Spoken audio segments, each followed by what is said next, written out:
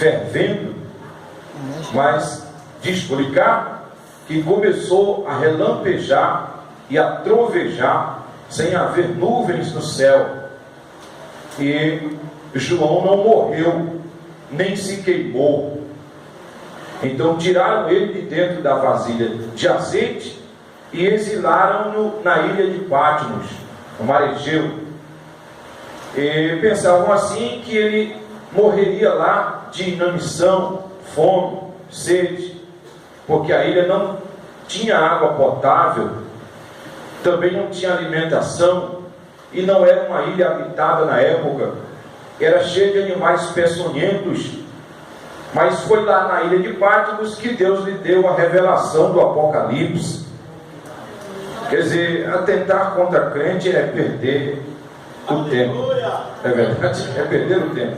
Aí não se sabe como João saiu da ilha de Patmos e foi para Éfeso, e ainda pastoreou a igreja de Éfeso, e morreu em Éfeso em ditosa idade, porque Jesus disse que dentre os discípulos haveria alguém que não provaria a morte. Ele referia-se ao apóstolo João. Quando ele dizia, dentre vocês tem um que não vai provar a morte, ele estava se referindo à morte com os requintes de crueldade que os judeus faziam com as pessoas, com os crentes, certo? O apóstolo João morreu, mas em ditosa idade, não como os demais apóstolos. Amém, meus irmãos? E no prefácio da sua epístola, que foi escrita com o propósito de corrigir alguns erros doutrinários, porque levantou-se um grupo lá nos dias do apóstolo João, querendo provar por A mais B que Jesus não era eterno, que Jesus nasceu de Maria e José, e antes disso Jesus não existia, certo? A epístola tem inicialmente o propósito de corrigir esse erro doutrinário. Daí ele começa dizendo, o que era desde o princípio. Amém? Já no Evangelho ele teve o cuidado de dizer, no princípio era o Verbo. Foi ele mesmo que disse isso.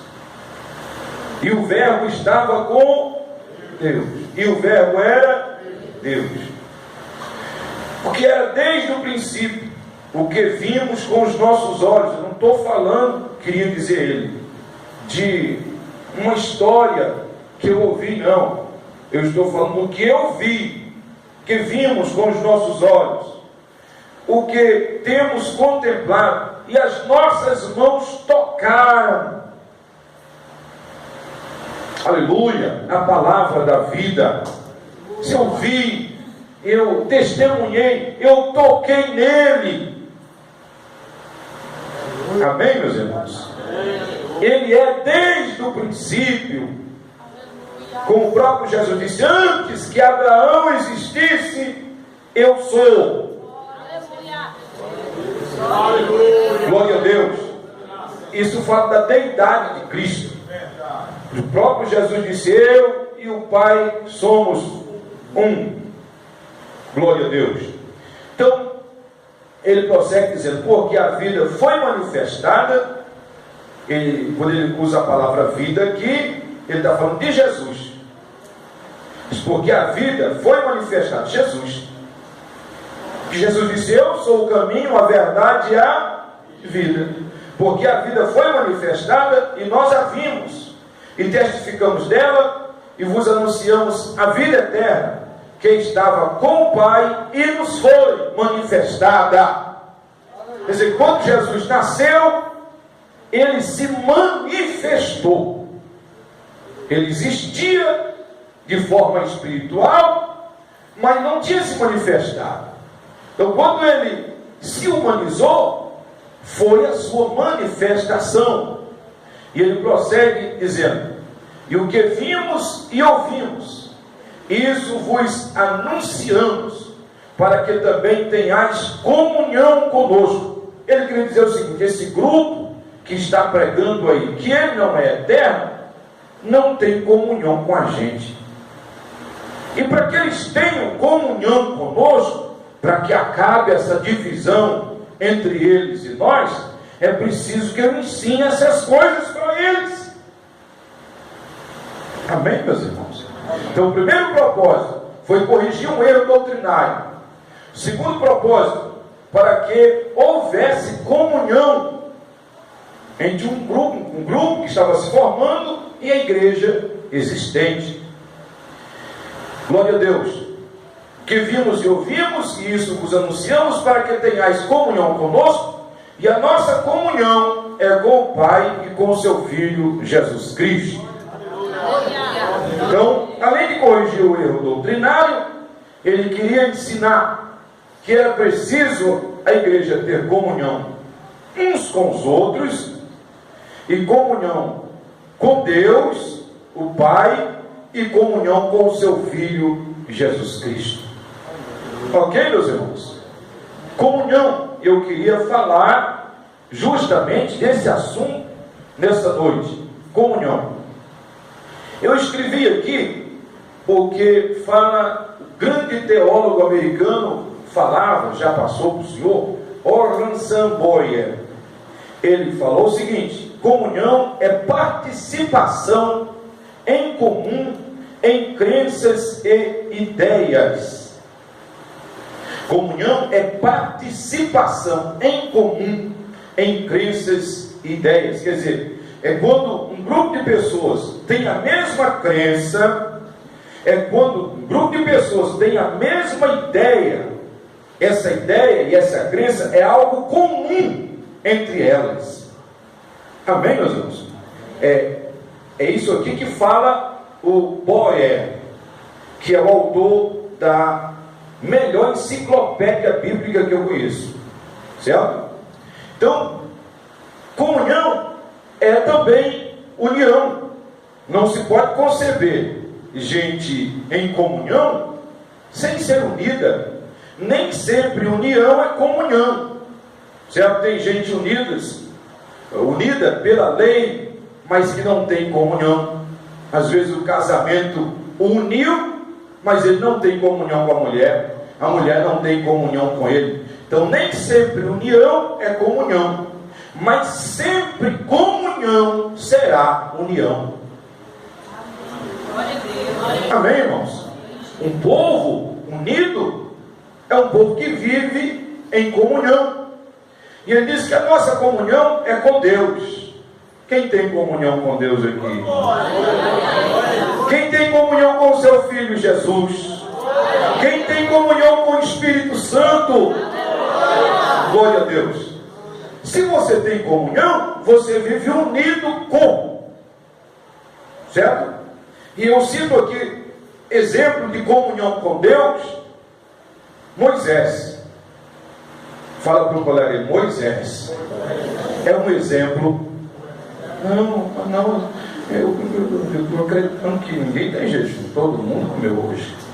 Fala assim, Moisés é um exemplo de comunhão com Deus.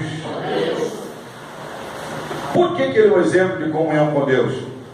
Porque foi o próprio Deus que falou assim: olha, se tem profeta no meio de vocês, eu falo com ele através de visões e sonhos. Mas não é assim com o meu servo Moisés, que é fiel em toda a minha casa. Com ele eu falo face a face, como um homem fala com o outro. Quem entendeu? Perdeu a oportunidade de glorificar o nome do Senhor Jesus. Imagine, tinha tanta comunhão com Deus, que Deus falava com ele face a face, como um homem falava com o outro.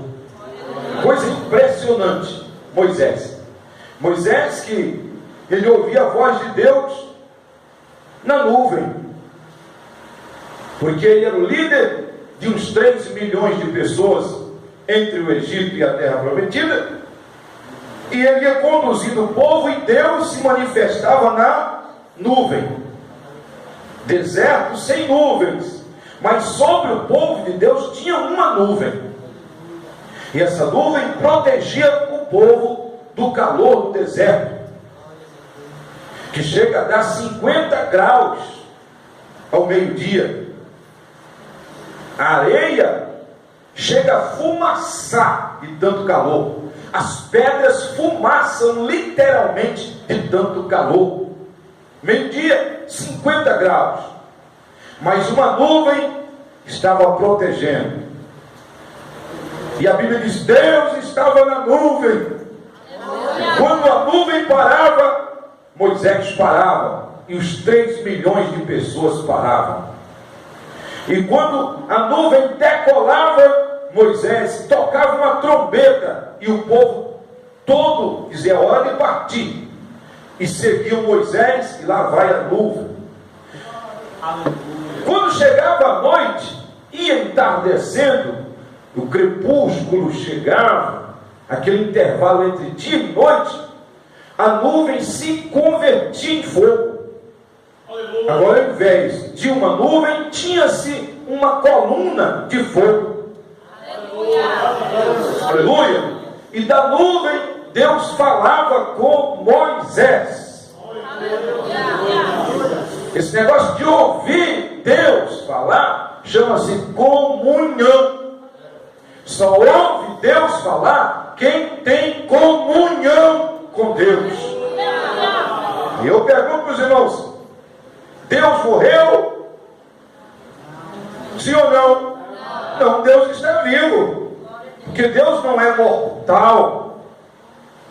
Até a forma humana de Deus, que foi Jesus, morreu, mas ressuscitou. Amém? Deus não está sujeito à morte. Muito pelo contrário, Ele tem a chave da morte e do inferno. Isso fala de autoridade. Então Deus está vivo. Amém? Aí eu pergunto: Deus ainda fala? Fala ou não fala? Agora, quem é que ainda